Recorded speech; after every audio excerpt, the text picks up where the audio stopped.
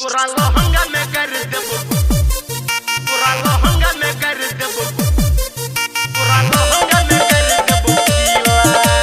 Music by Gudu Raj. माँ Gayatri recording studio. लहंगा में कर देबो।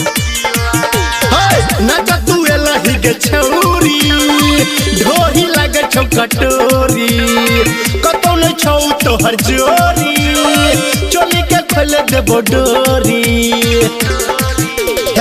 नचा तू एलही के छौरी ढोही लगे छौ कटोरी कतौ न छौ तोहर जोरी चोली के खोल देबो डोरी।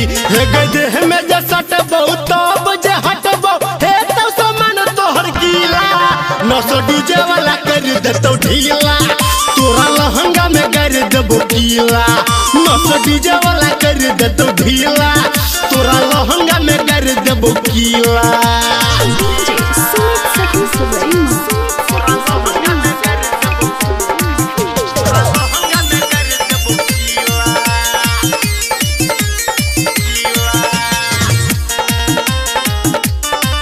पूरा लहंगा में कर देबो। गजब के लुक छौ तोहर नचनिया रात भर तू छी सबके गे कनिया। गजब के लुक छौ तोहर नचनिया रात भर तू छी सबके गे कनिया। लचक छौ कोमरे नग तोहर फेल छौ आगे मुनसिला नसो डीजे वाला कर देतो ढीला तोरा लहंगा में कर देबो कीला नसो डीजे वाला कर देतो ढीला तोरा लहंगा में कर देबो कीला।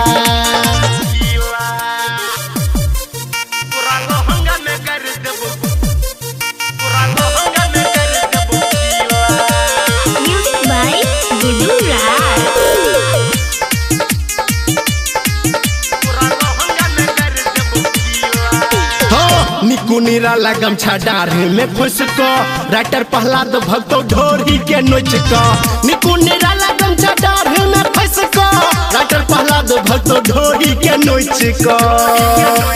बचबे नहीं तो सुन गे छौरी छिया मधुबनी जिला नस डीजे वाला कर देतो ढीला तोरा लहंगा में कर देबो गीला नस डीजे वाला कर देतो ढीला तोरा लहंगा में कर देबो गीला कर देबो गे।